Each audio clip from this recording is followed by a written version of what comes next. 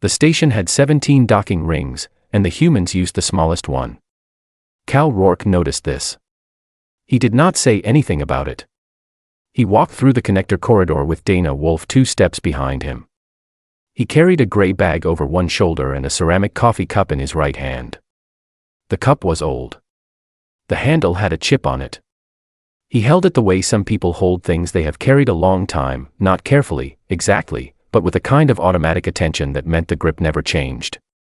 The hall where the summit was being held was big enough to make sound behave strangely. Voices bounced off the curved walls and came back slightly wrong. The air smelled like filtered oxygen and something floral that was supposed to be neutral but had missed by a degree. Long tables curved in a wide arc, and each delegation had its section marked with a small species flag indicator and a placard. The human placard was near the end of the arc, close to the wall. Cal found his seat and sat down. He looked at the table for a moment. Then he set his bag down and poured coffee from a station carafe into his cup and wrapped both hands around it. He looked at nothing in particular, in the way a man looks at nothing when he is in fact watching everything. 17 species. 17 delegations.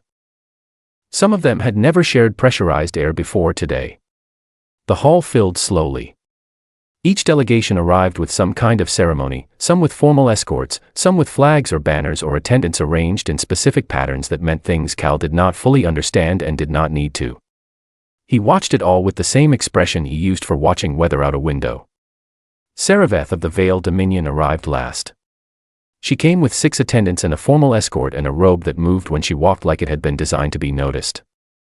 She was tall by any measure, not just her own species, and she carried herself the way people do when they have lived their whole lives being agreed with. Not arrogant in a cruel way. Just accustomed. The room rearranged itself around her and she did not appear to register this because she had never known it to be any other way. She took her seat at the far curve of the table and looked at the room with the kind of attention that sorted things rather than considered them. The Rethian block got a glance. The Soral contingent got a slightly longer look. Then her eyes moved to the human section. Cal was still holding his cup with both hands, looking at the middle distance. Saravetha's gaze stayed on him for about 2 seconds. Then she moved on. The session opened with formal statements. One by one, delegation heads rose and spoke about the need for a coalition security framework. They used large words and careful sentences. They spoke about shared safety and mutual defense and the importance of unified response to threats that no single species could manage alone. The words were mostly true and mostly familiar and mostly not the reason anyone was actually in the room. Cal did not give a statement. He had not been scheduled to give one, and he had not asked to be scheduled. When the Veil delegation's turn came, Saraveth stood. She spoke in Galactic Common, the shared diplomatic language, with the exact amount of effort the language required and no more. She was clear and organized and then, without changing her tone at all, she said this. Humanity's history in conflict is long and loud, and it is almost entirely a history of damage done to itself. It is a species that has always fought harder than it can afford to. Its aggression is genuine. Its reach, however, has never extended far enough to matter in any lasting way to the wider galaxy. She did not look at the human section when she said it. She sat down and folded her hands and waited for the next speaker. Cal had not moved. Dana Wolf, seated beside him, had gone very still. Not angry still. A different kind, the particular stillness of someone who knows something the room doesn't and has decided, for now, to keep knowing it alone. The session continued. A Rethian delegate spoke about membership criteria. A Soral representative raised a procedural question about enforcement. The room did what rooms do when they have business to get through. Cal refilled his cup from the carafe and held it in both hands and said nothing and looked at the table and gave nothing away. This was the part Saraveth had already misread, and would keep misreading for another 2 days. His stillness was not the stillness of a man with nothing to say. It was the stillness of a man who had been in enough rooms, enough of the kind that this room would never actually be, to understand exactly what it cost to speak and exactly what it cost to stay quiet, and who had long since stopped choosing the option that required the most energy for the least result. Being small here cost him nothing. That was the thing she missed entirely. After the session broke, the delegations moved to a reception corridor where station staff had arranged food and drinks. Cal got more coffee. He stood near a viewport and looked at the planet below, gray-blue, turning slowly, the kind of planet that looked peaceful from up here in the way that distance makes most things look peaceful. Dana stood nearby without standing too close. She did not ask him how he was doing. She had learned, a long time ago, that this was not a question Cal found useful. Soro, a junior Veil attaché, passed through the corridor with a data tablet under one arm and paused near the human section. He was young, or had the look of young, and he was carrying himself the way a person does when they have just started doing something they are not entirely sure is a good idea. He looked at Cal. Cal looked back, calm and even and without any particular expression. Soro kept walking. Dana watched this and said nothing, but she noted it the way she noted things that might matter later. Back in the human quarters, Dana filed her daily summary. She wrote 3 sentences about the first session, then deleted 2 of them. The one she kept said only that proceedings had opened without incident. Which was accurate, technically. Cal sat in the small common room with his coffee and looked at the chip on the handle of his cup. It had been there for 11 years. He remembered when it happened, a hard landing, the cup bouncing off a metal floor in a place that was not worth remembering in detail. He had checked it over. It still held liquid. So he kept it. He kept it because it still did its job. He set it on the table with the same particular care he always used, and he looked at the ceiling for a moment, and then he turned the light off and went to sleep. In her quarters, Saraveth was writing a message to her court. She wrote that the human delegation had sent a single representative with no visible rank and no record she had been able to identify, and that this confirmed what she had long understood about humanity's approach to these kinds of proceedings, always present, always loud in their own histories, never quite the thing they claimed to be when it actually counted. She read it back. It seemed right to her. She sent it. Across the station, in a corridor no one was walking through, a cleaning unit rolled past the human docking ring in its slow and mindless way, and the lights above the smallest docking ring hummed their low and constant hum, and nothing that had happened that day looked, from the outside, like anything at all. Soro had been doing research. This was not, technically, outside his duties as a junior diplomatic attaché. Reading public records, cross-referencing delegation files, building background profiles on representatives from other species, this was exactly the kind of work a junior attaché was supposed to do. His supervisor had told him so on his second day on the job. Know the room before you walk into it. He had been trying to know the room. The problem was that the more he read about the human representative, the less the room made sense. He found Dana Wolf in the secondary corridor near the station's eastern hub, the one that connected the delegation quarters to the administrative wing. She was walking with a tablet in one hand and a recyclable cup in the other, and the expression of someone moving toward a task they had already mentally completed. She walked quickly, the way people walk when they are trying to fit 14 things into a day that only had room for 10. Soro stepped into her path. Not blocking her, just placing himself close enough that stopping felt like the easier option. Dana stopped. She looked at him. Attaché, she said. Liaison Wolf, he said. He had the slight formality of a young person using titles to give himself confidence. I had a question about the human delegation, if you have a moment. Dana looked at him. Not long. Just enough to take his measure. Walk with me, she said, and kept moving. He fell into step beside her. He told her he had been going through the publicly available military service records as part of standard delegation preparation. He said this carefully, because he wanted her to understand he had not been doing anything wrong. Dana did not respond to this. She kept walking and she kept her face neutral. He said he had found a record for the human representative. He used Cal's designation number, not his name, which told Dana something about what Soro had actually been reading, and that the record was publicly filed and correctly indexed and he had not needed special access to find it. That's correct, Dana said. It is filed under Outcome Tier 7, Soro said. He said this the way you say something when you are hoping to be told you have misunderstood it. Dana did not tell him that. Tier 7 in the human military archive system did not officially exist as a public-facing category. It was real. It was accessible if you knew the index structure well enough to navigate it, which meant it was accessible to anyone with the patience to look and the background to understand what they were looking at. It had never been sealed or restricted.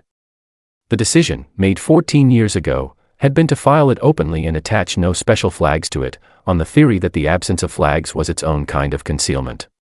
Most people scrolled past Tier 7 listings without registering what they were. Sorrow had not scrolled past it.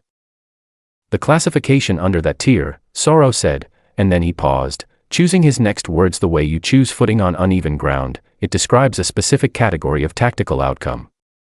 I want to make sure I am reading the designation correctly. What designation are you reading? Dana asked. He told her. She said yes, he was reading it correctly. He was quiet for a few steps. The corridor curved left and the lighting shifted slightly, cooler in this section. Dana kept her pace even. The number associated with the designation, he said. The scale indicator. What about it? I want to confirm the unit. Whether it refers to individual personnel. Or to something larger. Dana let a breath out through her nose. Quiet. Controlled. It refers to fleet strength, she said. And associated ground infrastructure. Sorrow stopped walking. Dana took 2 more steps before she stopped, and she turned to look at him. He was standing in the middle of the corridor with his data tablet against his chest and his face doing something she recognized, the particular expression of a person who has been holding a number at arm's length for hours and has just let it get close enough to actually understand. The man at the table, Sorrow said. The one with the cup. Yes, Dana said. He holds that designation. Yes. Sorrow looked at her for a long moment. He was not frightened, exactly. It was something adjacent to frightened, the feeling of a scale shifting beneath your feet without warning, the world rearranging into a shape you had not expected and were not sure you had the framework to hold yet. How many species in this room know, he said. Some of them, Dana said.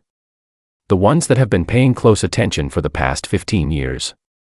And the ones that don't know. Dana looked at him steadily. They'll figure it out, she said. Or they won't need to. She turned and kept walking. Sorrow stood in the corridor for another moment. Then he turned and went the other direction, back toward the Veil delegation wing, and he walked faster than he had walked on the way in. Dana arrived at the administrative hub and completed the task she had been moving toward and filed the form she needed to file and spoke to 2 other liaisons about a scheduling issue in the second session's agenda, and she did all of this with her face entirely composed and her voice even. When she was done, she went back to her own quarters and she sat on the edge of her bed and she looked at the floor for about 3 minutes. She had read Cal's file for the first time 4 years ago, when she was assigned to his delegation detail. She had sat in her apartment in Maryland with a cup of tea and read it on a standard issue tablet, and when she was done she had put the tablet down on her kitchen table and she had gone for a walk. A long one. She walked until she reached the edge of a park near her building and she sat on a bench and she watched a group of children playing some kind of chasing game in the grass and she breathed the evening air and she thought about the file and about the men she was about to work for. She had never told anyone about that walk. When she came back from it she had made herself more tea and she had read the file again. Slower, the second time. Trying to find the seams where a normal human life and what was in the file connected to each other, because they had to connect somewhere. He had been born somewhere, he had gone to school somewhere, someone had handed him his first assignment and he had said yes. The connections were there if you looked for them. Thin, some of them. But there. When she went back to the summit hall that evening for the informal coordination session, she passed Sorrow in the outer corridor. He was standing near a window with his tablet closed, looking at the station's exterior structure, which was not particularly interesting to look at. She walked past him without speaking. He did not speak either. In the summit hall, Cal was already in his seat. He had arrived before anyone else, which he always did. His cup was on the table. He was looking at the planet below through the hall's long side viewport, and his expression was the same as it always was, calm and even and giving nothing away, and from this angle, in this light, he looked like what Saraveth had taken him for. An unremarkable man in a gray jacket, drinking coffee, watching a planet turn. Dana sat down beside him and opened her tablet and got to work. Cal glanced at her once. She kept her eyes on the screen. After a moment he turned back to the viewport. The planet turned. The station drifted. The lights in the hall were warm and even. And across the table the Veil section was still empty, and one of Sareveth's attendants was arranging placards and straightening chairs, and the summit's second session was still 40 minutes away, and nothing in the room looked like anything yet. Sareveth did not go looking for her aunt. She told herself this later, that she had not gone looking, that the meeting happened by chance. Admiral Thessa Kale was in Sareveth's wing of the station because she was always nearby during diplomatic proceedings. She was Veil Fleet's senior observer, and her presence here was both protective and procedural, and there was nothing unusual about finding her near the viewport in the corridor outside Sareveth's quarters at the end of a long session day. Sareveth told herself this, and it was not entirely untrue, and it did not matter either way. She had been thinking about Sorrow. He had come to her before the coordination session the evening before, and he had stood in front of her with his hands clasped and his data tablet under his arm, and he had told her that he had found something in the human delegation's records that he thought she should know about. He had been very formal about it. Careful. He used words like indicate and appear to suggest, rather than saying things plainly, which was the way Sorrow handled information he was not sure how to hold. He had told her about the tier designation. He had told her about the scale of the associated record. Sareveth had listened, and then she had thanked him and told him to continue monitoring the records and to bring her anything else he found. He had nodded and left, and she had sat with what he had said for the rest of the evening and through most of the night, and by morning she had the shape of a question she needed to ask someone who would answer it plainly. Her aunt was the only person she trusted to do that. Thessa was standing at the viewport when Sareveth found her. Looking at the planet, the same gray-blue planet that everyone on the station seemed to look at when they had nothing else to do with their eyes. She did not turn when Sareveth came in. She said, "Close the door." Sareveth closed it. She sat in the chair near the small table and she told Thessa about Sorrow's findings. She described the tier designation and the scale indicator, and she used the designation number the way Sorrow had used it, carefully, as though it was a thing that required careful handling. Thessa listened without turning from the viewport. When Sareveth finished, she said, "And you want to know if it's accurate?" "I want to know if I am understanding it correctly," Sareveth said. "The scale is very large." "Yes," Thessa said. "It is. And the man at the table, the human representative, he holds this designation." Thessa was quiet for a moment. Then she said yes. Sareveth waited for more. Thessa did not add anything immediately. She kept looking at the planet. "I would like to understand it better," Sareveth said, and she kept her voice level because that was what her upbringing required of her, and because Thessa had never responded well to anything that sounded like it was asking for reassurance. Thessa turned from the viewport then. She looked at her niece, not unkindly, but in the way she looked at things she had made a decision about. She pulled a chair to the table and sat down and folded her hands, and she said, "I'm going to give you 3 events. You tell me if you know them." Sareveth nodded. Thessa gave her a star coordinate. A date. A single word after it. Sareveth knew it. It was in her formal military education, a defensive engagement in the Keth outer border territories, 16 years ago, notable for its speed. The Keth had been expanding into a disputed corridor, and a small human fleet had been in the area on patrol. The engagement had lasted less than 2 days, and the Keth advance on that corridor had stopped entirely and not resumed. "Yes," Sareveth said. Thessa gave her the second coordinate. A date 3 years later. A different word. This one Sareveth knew less well. It was not in the formal education records, it was in the extended reference materials that she had read partially during her academy years and not finished. A border conflict involving 3 species, one of which had been making moves on human-adjacent space.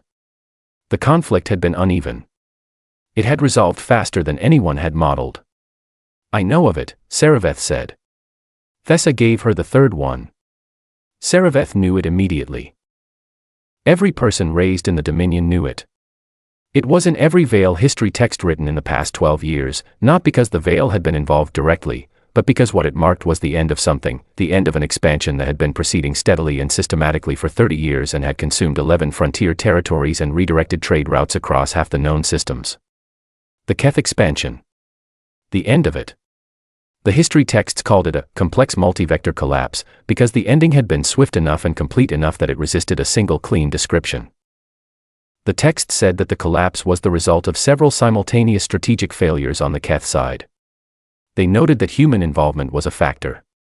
Saraveth had read those texts. She had never thought to look further than that. That one I know, she said. Thessa nodded slowly. All three of those events, she said, carry the same designation in the human archive system. Saraveth understood what that meant. She understood it immediately, and she sat with it for a moment the way you sit with something that has just changed the shape of the room you are in. One person, she said. The same set of decisions, Thessa said. Executed across 3 separate engagements over 11 years.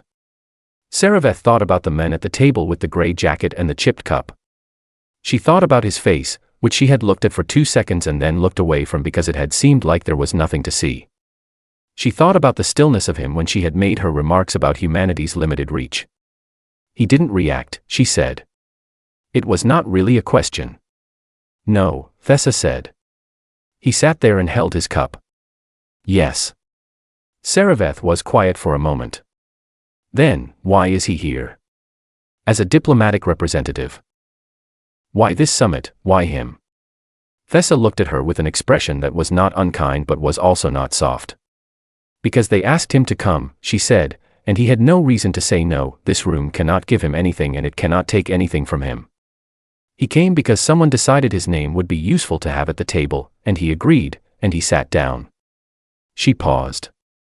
He is not here to show you what he is, Thessa said. He stopped doing that a long time ago. The room was quiet. Somewhere in the station structure, something cycled and hummed and went quiet again. Saraveth sat with everything that had just been placed in front of her. She thought about her message to the court. She thought about the word unremarkable, which she had chosen because it had seemed accurate and because she had not known to look for the thing that accurate words sometimes miss entirely. She stood. Thessa watched her. Thank you, Saraveth said. She walked toward the door. She had her hand on the panel to open it. She was already forming the next thought. She was thinking about the second session in 2 hours, about the coalition framework vote, about the Keth delegation who had requested additional floor time. The Keth delegation. She stopped. Her hand was still on the door panel. The Keth expansion had ended in under 4 months. 30 years of steady territorial advance, 11 frontier territories, trade routes reshaped across half the known systems. Under 4 months. She turned this over in her mind and she looked at the closed door in front of her and she did not open it for a moment. Behind her, Thessa said nothing. Saraveth opened the door and walked out and the door slid shut behind her and the corridor was bright and empty and ordinary, and she walked back toward her quarters with her hands at her sides and her face composed, the way her upbringing had always required, and she did not let anything show. But she was thinking about a cup with a chip on the handle. And she could not stop. The second session began the same way the first had. Delegations filed in. Placards were checked. The station's climate system pushed filtered air through the hall at its standard temperature, which was the median acceptable range across 12 of the 17 represented species and slightly too warm for the other 5. Cal was already in his seat when Saraveth arrived. His cup was on the table. She sat in her place at the far curve and she did not look at him directly. She tried to look at him the way she had looked at him 2 days ago, quickly, with the automatic categorization of someone surveying a room for what mattered. She could not do it. Her eyes kept finding details she had not registered before. The way his jacket sat on his shoulders, not poorly fitted, just worn, the way things get worn when they have been used regularly and the person wearing them stopped thinking about how they looked a long time ago. The way he kept both hands around the cup even when he was not drinking from it. The way his attention moved, not restless, not distracted, but slow and even, touching each part of the room in turn and releasing it. He did not look like what she now knew him to be. She had not been able to sleep well after leaving her aunt's quarters. She had lain on her bunk in the Vale delegation wing and looked at the ceiling and tried to build a picture in her head that made sense, a picture where the men at the table and the designation in the archive and the end of the Keth expansion all existed in the same frame. She had not managed it. The pieces kept refusing to arrange themselves into something her mind could rest on. This was new to her. The session opened with procedural items. Dana Wolf confirmed the human delegation's position on 3 minor framework questions. A Soral representative asked for a point of clarification. Two delegations had prepared joint statements and needed additional time, which the moderator granted and logged. Then the Keth delegate stood. His name was Vathran, and he was senior enough in his delegation to have floor priority, and he used it now with the manner of a person who had prepared carefully and had decided there was something worth saying regardless of how it landed. He was not aggressive in his delivery. He was precise. He said that before the coalition vote proceeded, he wished to raise a structural concern about the composition of the proposed membership. He said that the coalition's founding members would establish a precedent that would be referenced by every expansion decision made afterward. He said that including a species with humanity's historical record, he used the word destabilizing 3 times in 4 sentences, would embed an instability into the coalition's foundation that no framework document could fully offset. He said this carefully, and with evidence cited, and in a tone that suggested he was doing the room a favor by raising it. Several delegations were quiet in the way that meant they were listening more carefully than they appeared to be. Cal looked up. It was the first time in 2 sessions that his attention had moved with anything like direction. He looked at Vathran across the curved table, and the look was not angry and it was not cold and it was not any of the things Saraveth might have expected from a man who had just been told his species was a structural liability. He just looked. Then he said something. She could not hear it fully from her position, the room's acoustics scattered low voices strangely. She caught the beginning of it and the end of it, and what she understood was that it was 1 sentence, and that it was addressed to Vathran by name, and that it was not a question. Vathran's posture changed. Not quickly. Not dramatically. The way a building settles, a slow, almost imperceptible shift downward, like something internal had quietly adjusted its load. He looked at Cal for a moment. Then he looked at his hands. Then he said, clearly and without elaboration, that he wished to withdraw his concern from the floor and would not be pursuing a formal motion. The moderator logged it. The session continued. Saraveth sat very still. She had watched the whole thing. She had watched Vathran build his argument and she had watched Cal look up and she had not been able to hear the sentence and she was not sure, now, that she needed to. She had seen what the sentence had done and she thought that might be enough. Dana Wolf was making a note on her tablet. Her face was even and professional and gave nothing away, except that she was making the note with slightly more deliberate pressure than the situation required. On Titan Station, 11 light minutes away, Owen Drake was watching the session feed on a small wall screen in his office. He had a cup of his own, larger than Cal's, cheaper, no particular history attached to it, and he was watching the screen with no expression at all. When Vathran withdrew his concern, Owen set his cup down and looked at the feed for another moment. Then he said something quietly to the empty room. He did not record it anywhere. The session ran for another hour and 20 minutes. Coalition framework language was reviewed paragraph by paragraph. 2 sections required amendment. 3 delegations had minor wording objections. Cal signed off on the human delegation's positions on each item as Dana presented them, without comment. When the session broke, most delegations moved toward the corridor. Saraveth did not move immediately. She stayed in her seat and she looked at the table and she let the room empty around her. The chipped cup was still there. Cal had stood when the moderator closed the session and he had spoken briefly with Dana and then he had left the cup on the table, the same way he had done it the first evening, and it sat there now in the quieting hall with the chip on its handle catching the overhead light. Saraveth looked at it for a long time. She thought about what Thessa had said, that he had stopped performing what he was a long time ago. She thought about what it meant to walk into a room full of species that did not know you and sit down and hold your cup and say nothing while someone called your entire people small and not even shift in your seat. Not because you agreed. Not because you didn't care. Because you had already been in rooms that mattered in ways this one never would. Because you had sat in silences heavier than anything in this hall and come out the other side still holding the same cup, still capable of drinking coffee, still capable of getting on a transport and going where someone asked you to go. She stood. She picked up her own materials. She walked toward the door. She did not take the cup. It was not hers to take. But she looked back at it once, from the doorway. It sat on the table exactly as he had left it, chipped handle turned to face the room, as if by habit, or as if by nothing at all.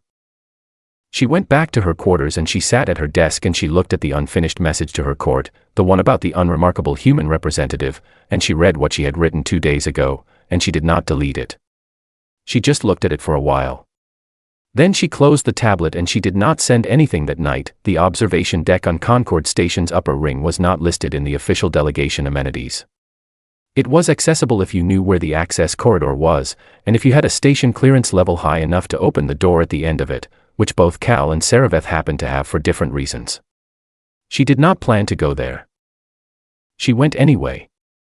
It was the last night before the coalition vote. The formal sessions were done. Tomorrow morning the delegations would file in and cast their positions and the moderator would record the outcome, and then in a few hours the station would begin the process of emptying out, ships departing, docking rings releasing, the brief population of this particular place dispersing back to wherever they had come from.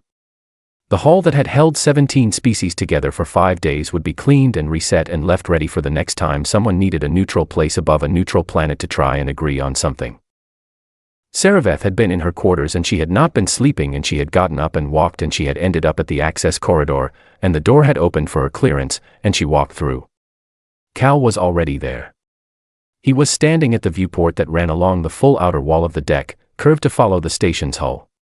The planet filled most of the lower view, gray-blue, slow, unhurried, and the stars above it held their positions the way they always did, patient and indifferent to the summit and the vote and all of it. He had the cup. Of course he had the cup. He did not look surprised to see her. He did not look anything in particular. He looked at her once, the same calm, even attention she had seen him turn on the room during sessions, and then he turned back to the viewport and gave her room to exist in the space without making it a moment. She stood beside him. The planet turned below them and neither of them said anything for a while. She had not prepared what she wanted to say. She had come here without a plan, and now she was standing next to the men who had ended the Keth expansion, and she was looking at a gray-blue planet and she had no words organized. She asked him. She said, "How many?" He did not ask her what she meant. He looked at the planet for a moment. Something moved across his face, not pain, exactly, but the presence of something, and then it settled and he said the number. It was larger than she had thought it would be. She had been building toward a number in her head over the past 2 days, using everything Thessa had told her and everything she had read and everything she had pieced together from the records Sorrow had found. She had been building toward a number she thought would be large enough to hold the weight of what she now understood. The number he said was larger than that. She did not respond immediately. She held it, the way you hold something that is heavier than you expected, adjusting your grip.